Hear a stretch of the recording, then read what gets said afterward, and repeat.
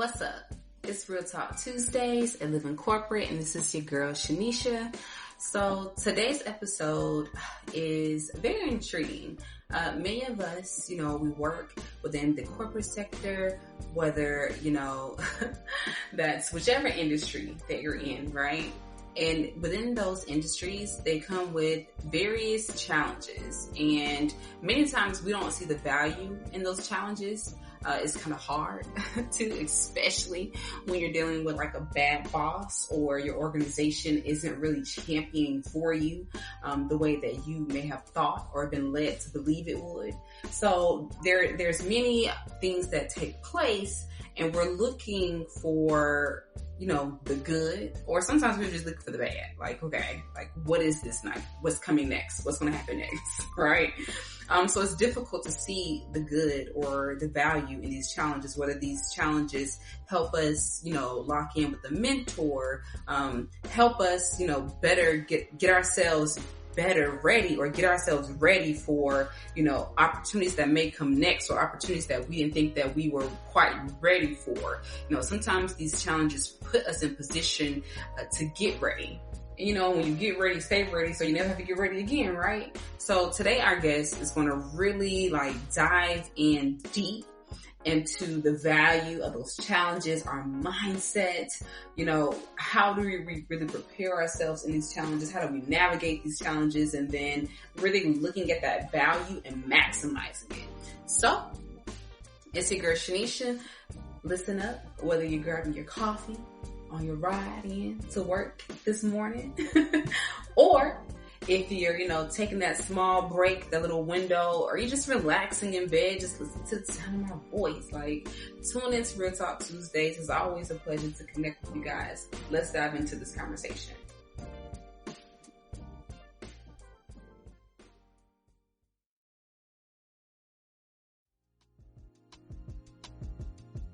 All right, what's up, y'all? It's Sheneisha from Live in Corporate, and we're back for another Real Talk Tuesdays. I'm excited for this episode because y'all know that I am a pharma girl, a pharma bae, right? And in this, many of us have experienced various situations when we look at talent acquisition, we talk about bad bosses, and just the whole experience of microaggressions of being a woman or a male, a black and brown person of color in the organization we call pharma, or just overall, just in organizations in general, right? So our guest today is going to take us through her journey, and then also just give us some really cool tips and insights to help us navigate these spaces. So let me just give you guys a little tidbit about our guest. So our guest was a teenager stuck in an underperforming inner city school in Philadelphia. She was living with her grandmother, which I know I love grandmothers now. Living with her grandmother, and in some cases, also taking care of her, which I did too. I took care of mine too.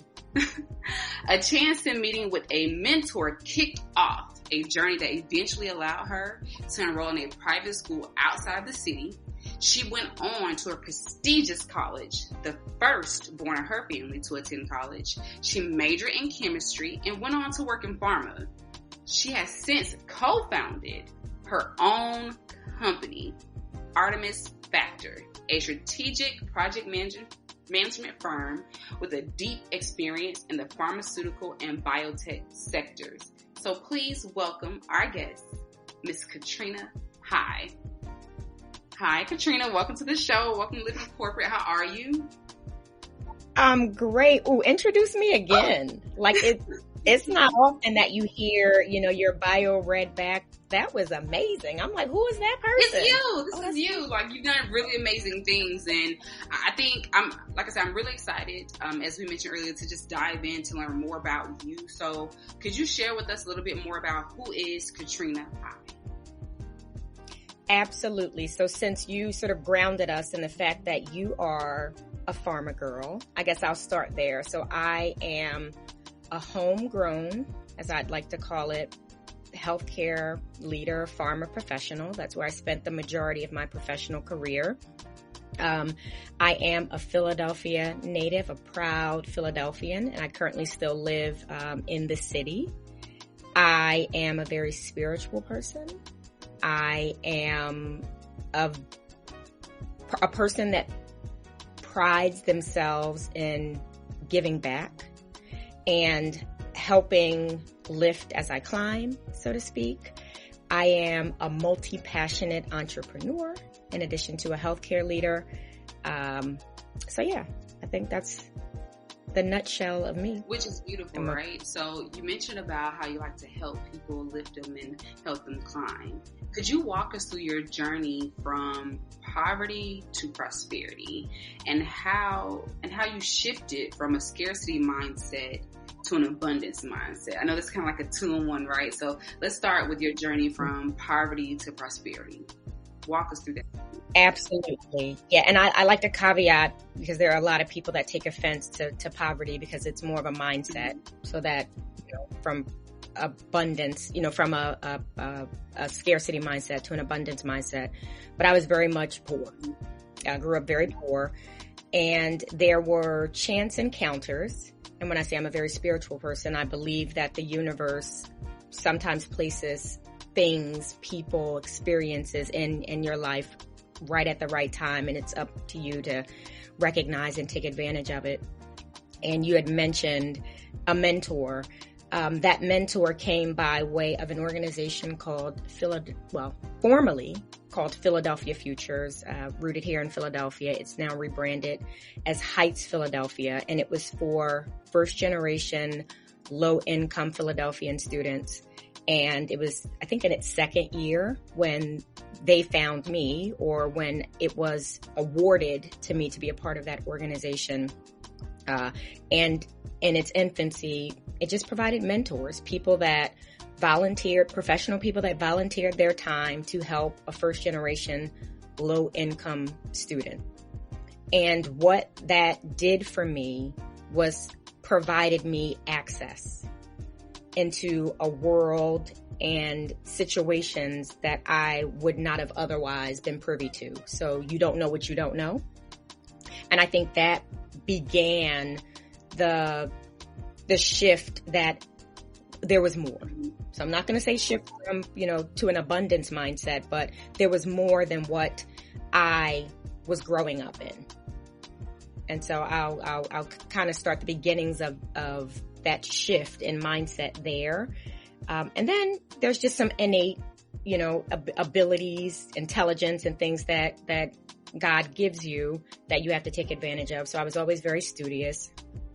School was important to me, but not necessarily in my family. I'm not going to say it wasn't important. It just wasn't something that the majority of the people older than me and my family aspired to. So there were probably only 2 high school graduates, my mother and my uncle, prior to me.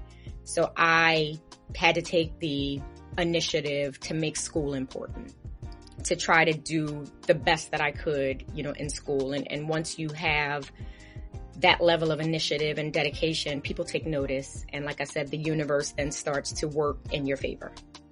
No, I definitely think for this current generation, we were afforded many opportunities that our family members may have set up for us, because it may not have been a priority for them then, but it was a priority for our future tense, right? So you went through this journey of shifting your mindset, and you've had, an abundance of experiences that allowed you to be able to be well equipped for what's to come more, right? So what has been your experience using all of those experiences? So what has been your experience as a woman of color in pharma? Ooh. Being okay, being the only, being okay forging a path, whether you know it or not. Like if there was no one that looked like you to help bring you along, you have to be comfortable in spaces and places where you might be the only, especially if you're a woman of color in the sciences, in the life sciences. So even in college, the university that I attended, Wesleyan University, there were very few African American or brown people in the chemistry program. And so that started my level of being comfortable, being one of few, or the only. And then layer on top of that being a female in the sciences. So now fast forward, you are entering your professional career in the pharmaceutical world, and there are not a lot of people that look like you. And so there's a level of expectation, whether it's high or low, it depends on who and what you're around. What is expected of you could be far beyond what might be expected of your peers, or what is expected of you could be well below, just because someone's doubting what you're capable of because they've never seen someone like you in the role that you're in. So I've experienced it on both ends of the spectrum. And I guess it's, some level of microaggression, some level of just not knowing how to accept you or giving you your dues or your props for the good work that you're doing, because there's just a different level of expectation. So coming into the pharma industry was difficult for me in the beginning as a young professional, the only person I know in a professional career like this. So there wasn't even anyone in my family who I could talk to about things that I'm currently experiencing or what might it be like, once I get into the arena. I like to call it the arena sometimes. And I just had to work through it, as I went along.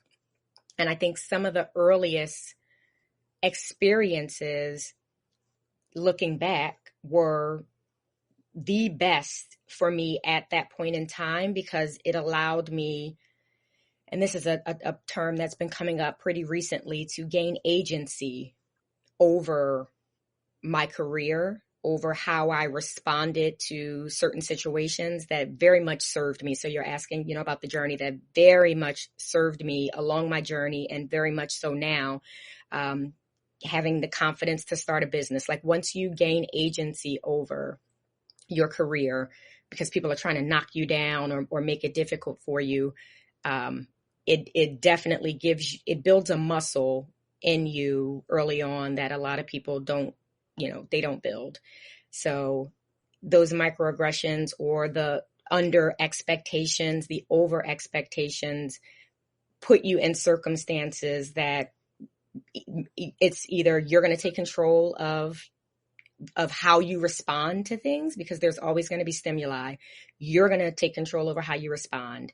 And if you respond with, I'm going to take agency over this experience and advocate for myself, or, have confidence in knowing that where I come from and where I am now is not easy. It does not come without sacrifices and challenges. And I'm not going to negate that because someone is trying to diminish my accomplishments or, not give me all of the accolades I deserve when someone right next to me who might not look like me is doing the same thing and they're praised. So it's just how you remember who you are and what you're rooted in and grounded in, and not really let the environment around you diminish that flame. So that flame for you was definitely not diminished, right? Because if we think about Artemis factor, like you were able, like you said, to take agency over your career and leverage all those experiences in your journey that served you. And I think for many of us, when we look at our challenges that we may have within our career journey, many times we don't see the value in those challenges because of how tough the experience may have been. So for you, you were able to find the value in those challenges and leverage those to create or co-found Artemis Factor. How did you do that? Like, what was the mindset for you to say, okay, I'm going to help co-found a strategic project management firm? Because project management is like a big deal right now. Like, it's huge. Mm-hmm. So you really tapped into like gold here, right? So how did this whole thing like come about? I love, when people tell their story and most people think it's linear. Mm-hmm. was definitely not linear. It was a meandering, and like I said, the universe putting things in place that you have to recognize and opportunize off of. So I'm going to give you sort of 3 examples of how things come together that got to Artemis. So very early in my career, I was a analytical chemist at a prestigious pharmaceutical company. And my very first boss, I had a difficult time. And someone had mentioned to me, so just imagine your first job out of college, you just bought a house, you just bought a fancy new car, you have responsibilities now. Like, I am adulting, I'm fully responsible for, for myself. And I got that good job. You want to hold on to that good job and not mess it up. And you are representing in a space where there's not a lot of people that look like you. So there's that added pressure of, you show up and you show out. But when your, first direct boss isn't very supportive, isn't very patient with the fact that you're new in your career, there's guidance and things that you inevitably need when you're new. Someone mentioned, and this was one of the first lessons of taking agency, was you don't work for that boss. You work for a company that has a responsibility to you. And once I was able to embrace that, I was able to be honest with people that could help me about what was really going on in my situation. So I took agency over my what was happening, decided to inform people who could do something about it, and they did. And that was the first experience of, I have an opportunity here to do something about what's happening with me. And I could either suffer in silence or make another choice. And so making that other choice, like I said, rooted me in the fact that I work for a company, not for any one person. And that company has a responsibility to me, and I am going to hold them to that. I am here to do the best job that I can, but it should be in an environment that allows me to do that, no matter what I look like, or the circumstances that I come from. So that was one example. The second was, as I was progressing in my career as a scientist, you start to tap into what you like and what you don't like and what you're good at and what you might want to learn or experience that's new. And I had another boss who wanted me to tap into my softer skills. They noticed that I had a very good way of motivating people without authority, negotiating for things, getting things done.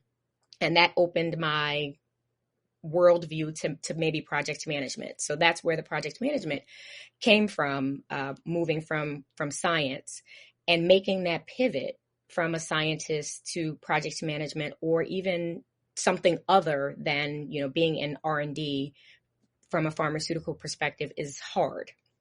And so I made the transition into project management.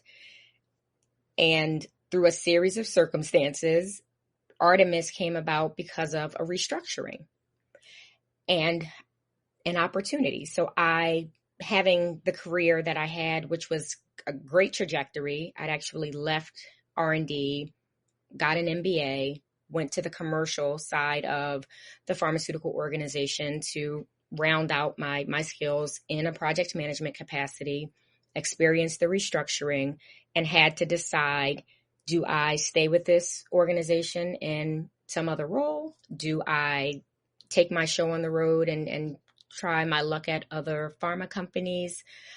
Or do I bet on myself? And once you have a few experiences of taking agency over your career, over how you develop yourself, it doesn't become as scary. And then there's also people that you surround yourself with. So there were organizations and other people in my life that gave me the confidence that if I do this experiment, it's always the scientist in me that's thinking about things as an experiment. And even if the experiment fails from a scientific perspective, negative data is still data. It's not that the world is going to end. So if I do this experiment of starting my own business, I have a network of women, and this network that I'm talking about is Women of Color in Pharma. It's an organization, a professional society for women of color in pharma that was just starting at that time. And just the sisterhood and the nurturing nature of the organization made me feel like, if this doesn't work, this experiment doesn't work, I know all these women in pharma, one of them will help me get a job. Like, I'll always be able to get a job. So taking a chance to start my own company wasn't as scary. No, that's good. No, that's good. Because like you said, betting on yourself, I don't think anyone can ever go wrong. And as scary as it may sound because of the unknown, but you know so much, you have so many tools and resources, like you said, people around you, like women of color in pharma, that could help support you and help you navigate those experiences, right? So we're like walking through this whole journey.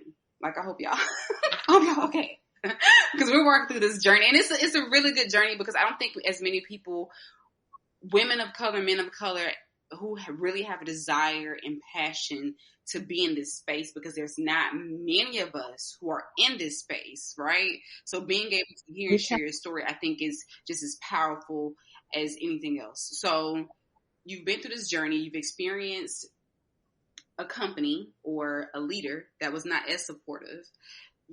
I want to go back about agency. Could you really define for our listeners, what does taking agency of your career mean? If you are not getting the support, the encouragement that you need, oftentimes we don't realize it's not really the company's job to do that. So at a certain point, you have to take responsibility or accountability, rather, which is the agency, to do for you what needs to be done, whether that's building a network, other types of groups, finding leaders in the organization or even external to the organization that can provide what it is you're looking for. So an example, the shift into project management wasn't as easy as I would have liked it to be. It was very difficult to make the jump. And then again, moving from R&D into commercial wasn't very easy, but I found leaders and mentors, and eventually you find advocates, which are different from mentors, that can put you in places and spaces and put your name in the hat or in front of people unbeknownst to you, to give you experiences. But it's taking that agency to set up those relationships, to seek those opportunities on your own, and not relying on the organization or your boss to do those things for you. No, I think many of us get caught up with the loyalty to organizations so much that when restructure comes, it feels like the world is ending, because we have not, I think for minutes, we have not expanded our network enough and leveraged relationships outside. You're hitting on a gem there. And I guess best advice that I could give to someone young in their career, and this, I hope this lands well, is to get you a white male mentor. Because how they navigate and I'll just use I won't even just corporate, how they navigate the pharmaceutical space, to me, is ideal. And they will tell you things that don't readily seem like they apply to you, but if you did apply them, you would go about your career journey very differently. Like, I remember at that first company that I'm talking about, after I left, after I acknowledged that the boss that I had was not going to work for me, and the company had a responsibility to help fix this, and I moved to a different part of the organization under new leadership, that leader said, "This company has no loyalty to you. You don't have to have loyalty to this company. You need to do what's in the best interest for you that allows you to be a value add to the organization. Because number one, you have to know what your value proposition is in any organization to feel safe and to feel confident in your ability to stay there. So once you know where your value proposition lies, you then also have to know your days on the job are only as good as that value that you add. And so companies have no matter how confident you feel in how secure a company is and how strong their financials are or what their R&D pipeline, looks like, there is no loyalty to you. You are a number. You are as valuable as you are that day. And they could replace you, eliminate your role, restructure as it relates to profitability for the company. Yes, this is absolutely true. This is absolutely true. So you have to be in a space where you're able to navigate that. I recall when the pandemic took place, I said to myself, I am going to get myself together because I do not know which way this can go. We may not all be working from home forever. So I definitely leveraged Tristan. Guys, make sure that you check out Tristan, especially for his tap in with Tristan. He does some really good tips, but I tapped in with Tristan to help get my resume and CV and my LinkedIn together for me. And within 6 months, there was a restructure, and many were not in place at that time, unfortunately, because they had been with the organization for so long, 15, 27, 32 years, and had not interviewed in a very long time. So to go back and to try to track down your entire career journey that you have done in the past 15, 30, even 5 years, it can be difficult to recall the success that you have had and the opportunities that you have had. To be prepared to embark on a new journey that the company may be laying out for you, whether that's internal or external, but laying out a new journey for you, it could be scary and it could be a challenge for many. And as I'm speaking to you, you're definitely being a great value add right now because this is nothing but gems being dropped here. So I'll pause for a moment if you want to add on to that. But my follow-up question was, how did you leverage your challenges to become a leader? I'll answer that, but there was something that you said that I just want to make sure that I build on, and it's about network.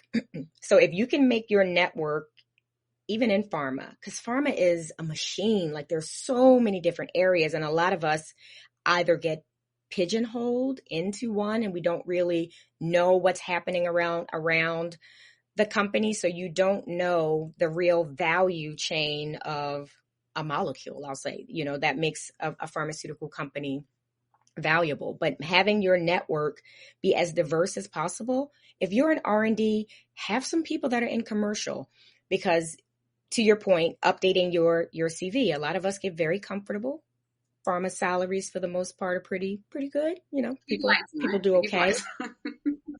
They keep the lights on and you get pretty comfortable. One of my leaders gave me a nugget that for your birthday, one of the best things you could do is brush off your resume. Just take a look at your resume every year on your birthday and take a look at it.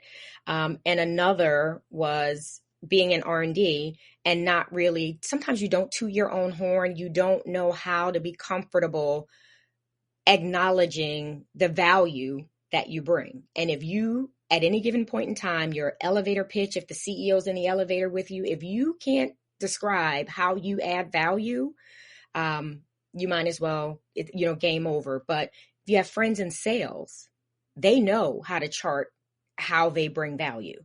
That's, how they get commissions and things. So if you talk to other people in other parts of the organization, you'll start to learn how to do some of these things organically, so that you're ready if something should happen. And you talk to people in other parts in the organization that could be more volatile than where you are, that you should stay ready.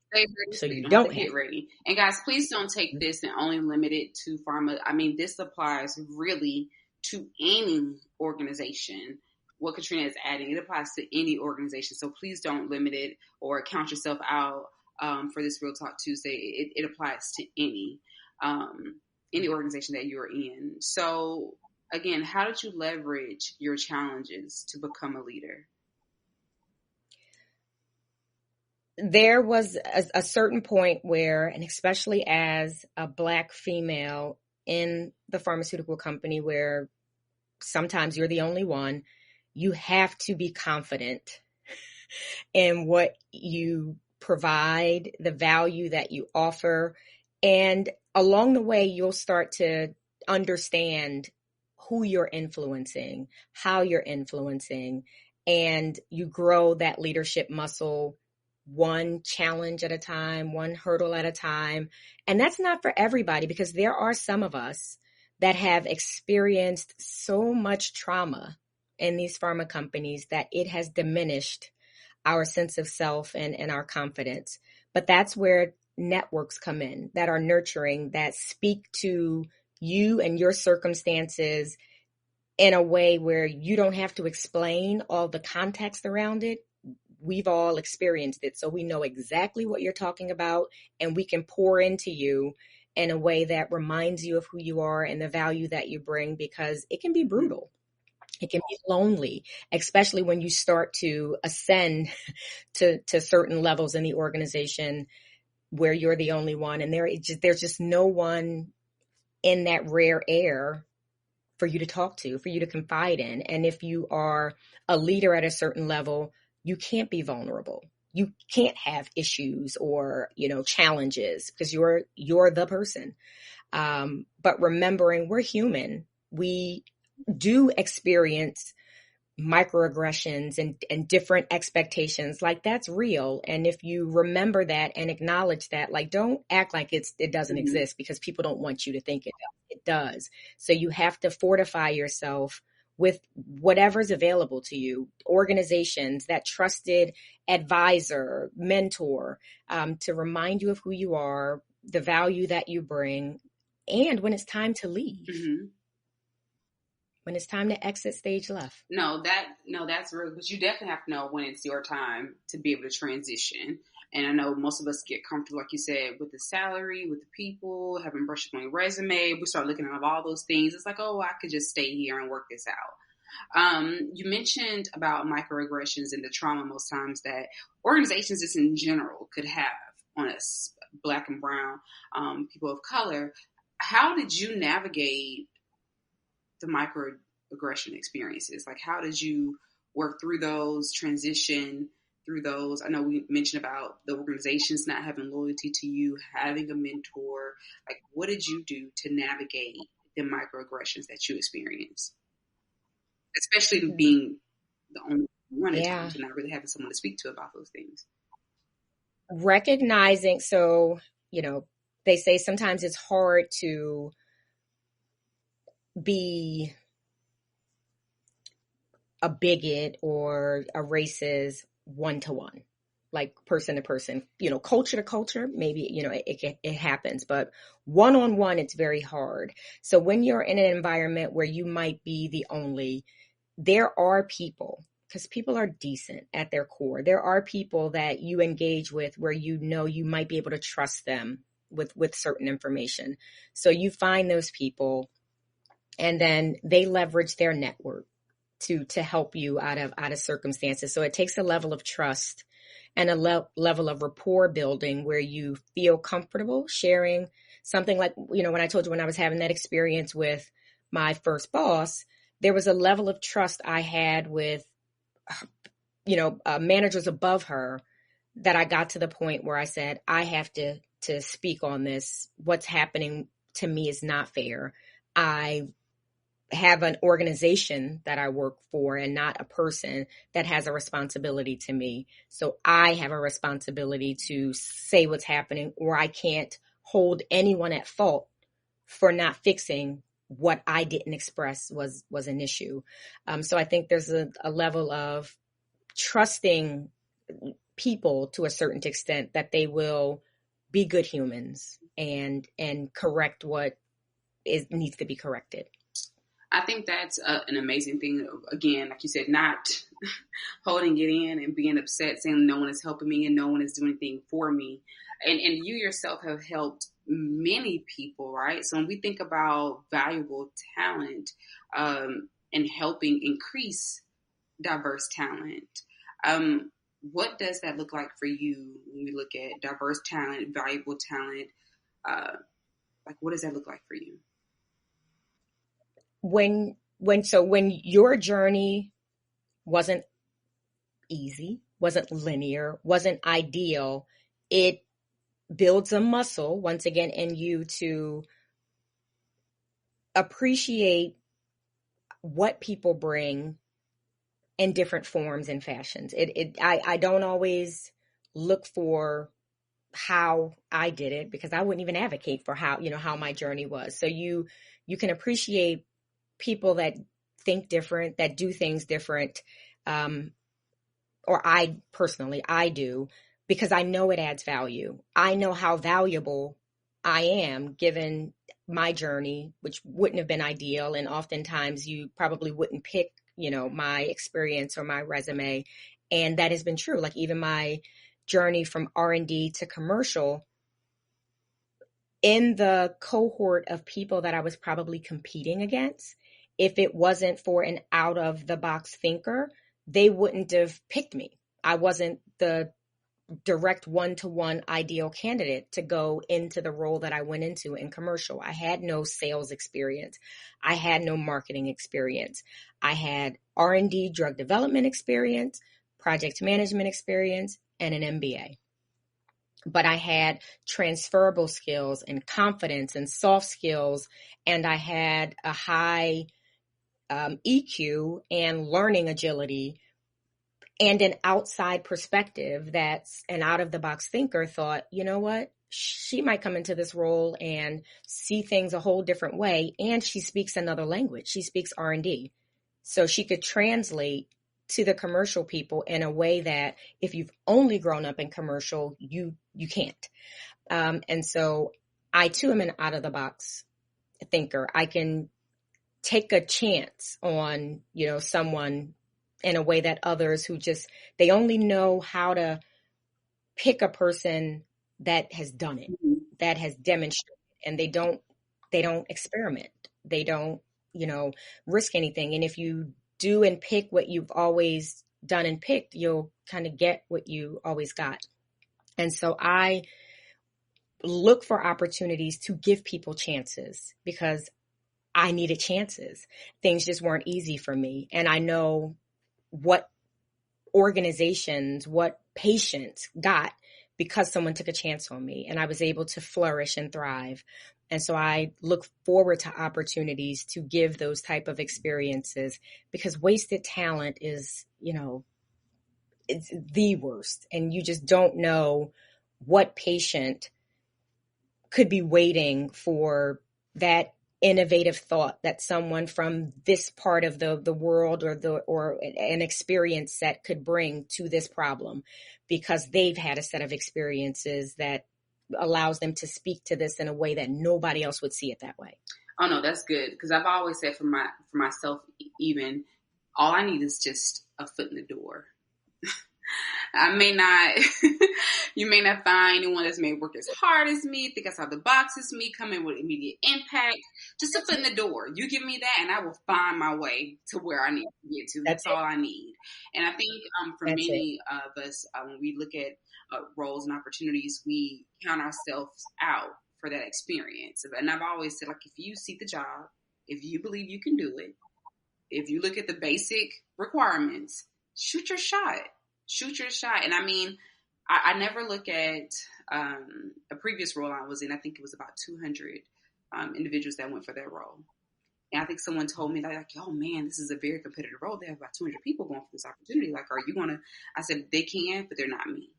And I'm not speaking that, oh, she's super, I'm confident in my skills and capabilities to know that I can go after this opportunity. So I'm not focused on everything else on the exterior. It's all about what I got going on the inside, right?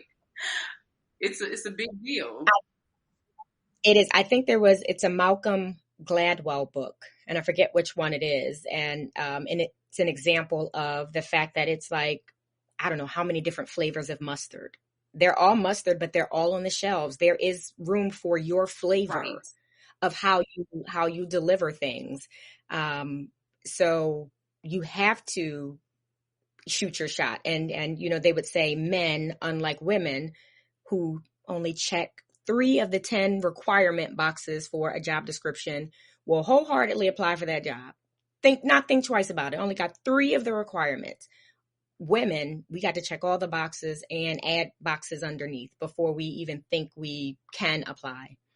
And so it's that shift in mindset that women particularly have to work on. And then I think women of color have an even bigger deficit. Oh, absolutely. Absolutely. Yeah. I want to circle back really quick because I think many people may be in this space of experiencing bad leadership. How can bad bosses be helpful? Because I know many times we look at it and say, oh, they're taking down our career. They're not helping elevating us. They're pigeonholing us, right? But how can bad bosses be helpful to your career development, that shift in mindset? Ooh, so bad bosses could help remove you from a situation that you would flounder in far too long, far longer than you're supposed to, and then experience erosion of your confidence, like just breaking you down. So if a boss is bad enough, you will leave. And that might be the best thing for you. If a boss is bad enough, you will speak up. So we talk about in pharma this middle management layer. So you could have C-suite folks with all of the best intentions, and then you have a younger group of talent that wants to rise up and wants to be the best selves they can be. But then you got that middle management layer that are sort of set in their ways. They're used to what they're used to. And it's hard to break that either from the top down or the bottom up. And we often ask, how are they still in their jobs? Like, how are they getting away with this? I think people don't advocate for themselves. They don't express what they're experiencing because maybe they don't feel like there's anyone in the organization that is going to help them. And that's not always true. That's not like, if we don't speak our truths about what we're experiencing or what we expect, we won't get any change. We won't get anywhere. So it was when I started acting like, not like a white male, I don't want to say it like that, but having an expectation of the companies that I worked with to provide me a good work environment, to fix the things that were not working for me, that I started getting change because I started vocalizing, what was happening. I started asking for things. I wanted these opportunities. I would like for you to help with my educational assistance, or I want to start this ERG or be a part of it. I would like for you to sponsor women of color in pharma if you really say you're about D, E, I, and B. So I'm asking for these things. I'm an employee of this company. Help me. Help me. Absolutely help me. And I think you have helped us throughout this entire dialogue, right? Because I think the conversation has been so genuine and real, and there's so many points that we have touched on. Are there any key takeaways?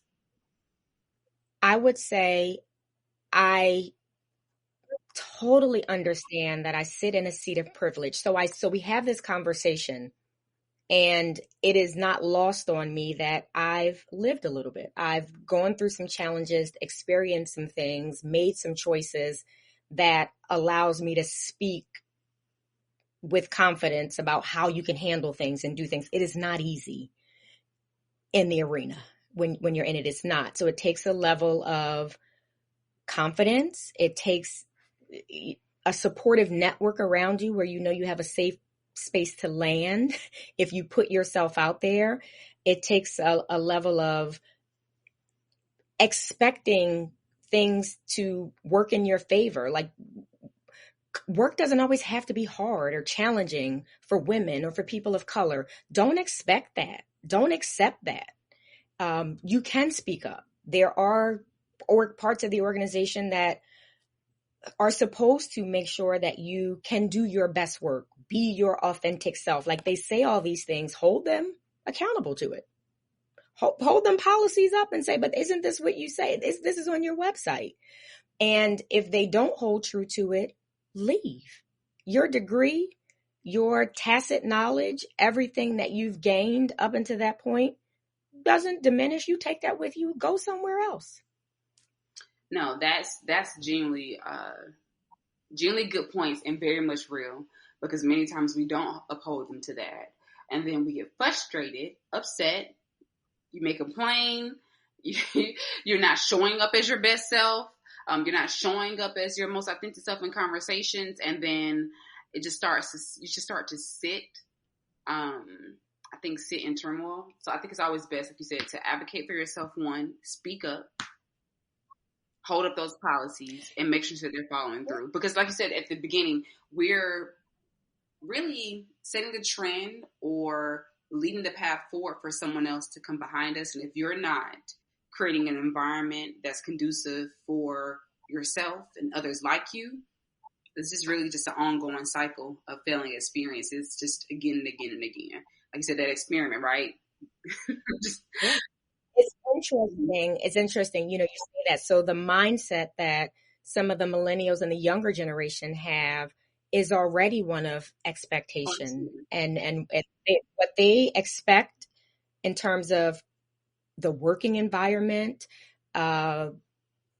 self-care, work-life balance is very different. Yes. And it's refreshing to see. And it's also very interesting to see that mix with, you know, all of the different ages we have in the workforce now, and some people that aren't used to that thinking it's entitlement, like just how it gets labeled. It's very interesting, but you know, you have to have an expectation of how you want to be treated in the workplace. If you're in a workplace that does not treat you that way, don't feel stuck. You have agency. You might have to put a plan in place. You have to have a network in place. You have to network. You have to know your value and how to articulate it. And I'm saying all these things. There are people who came before you that know how to do this and know how to do it really well. Find those people, learn those skills really quickly, and then your confidence will be on 1,000. Like you will feel unbreakable, unshakable.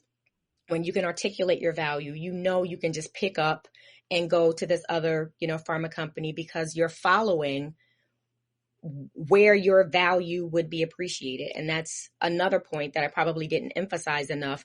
When you network and when you talk to people in different parts of the company, know the business. Don't just do your job and go home. Know what makes the company valuable, how the company's trending and shifting.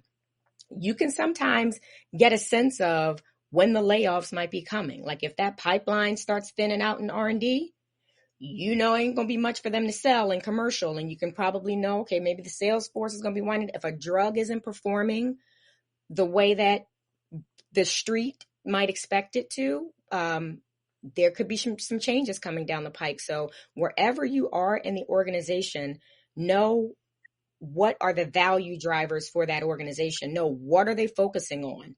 Are you in that area? If you're not, you know that and know what that could mean. I definitely think you have to be tuned in.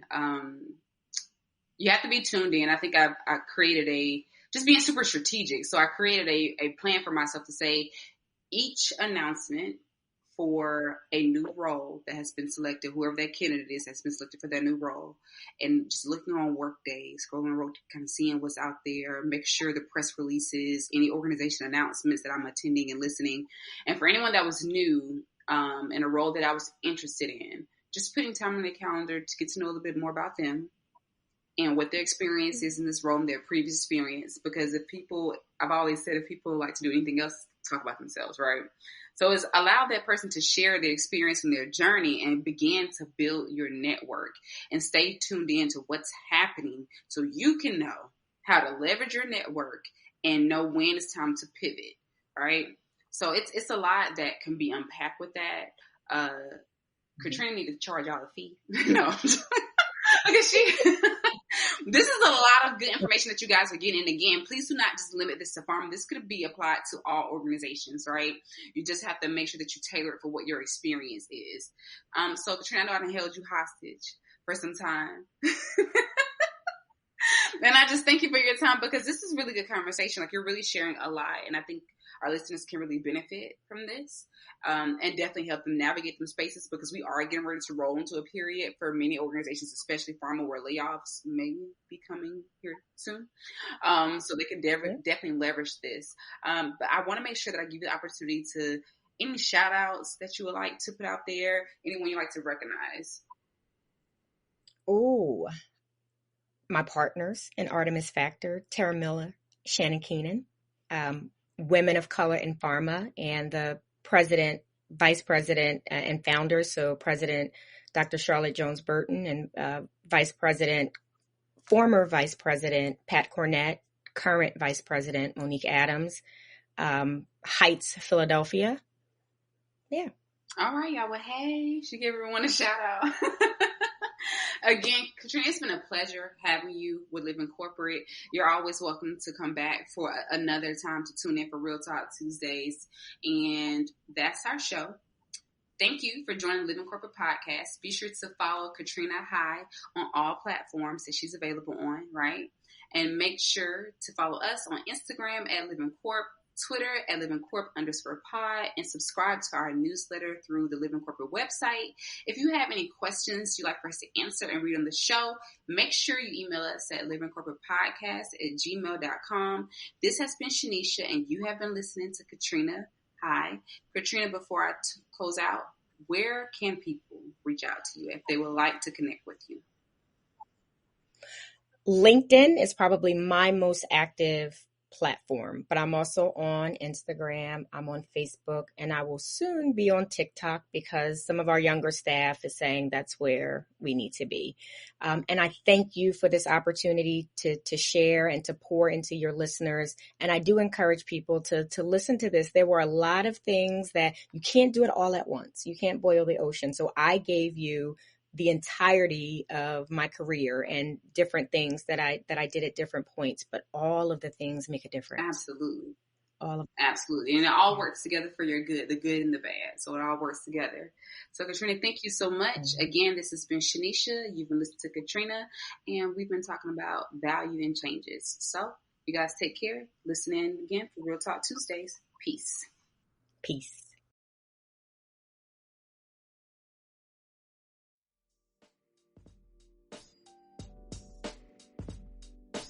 All right, guys. So you guys have heard, nothing but gems being dropped here, right? Katrina really just dove into all the good stuff. And there was so much fullness and richness of what she's saying.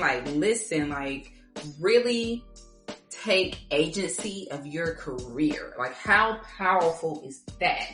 And then really leveraging your network and redoing your resume or CV, and getting comfortable with the uncomfortable, and making sure that your organization upholds its obligation and duty to you. I don't think many of us really realize that. We say, hey, they're not doing what I need, I'm out, right? Maybe that's a millennial in me, I don't know. But really working through those challenges and finding the value in them and maximizing yourself. And though this, was from the perspective of pharma, this applies again to any organization, right? And it applies specifically to you. It applies to you. Find the value in your challenges, maximize your network, maximize these challenges, and maximize any and everything that you can get out of it so that you can be successful and continue on your journey to greatness, right? So you've been listening to Sheneisha and Miss Katrina High. So it's a pleasure. Again, thank you guys for tuning in to Real Talk Tuesdays. We'll catch you next Tuesday. Peace.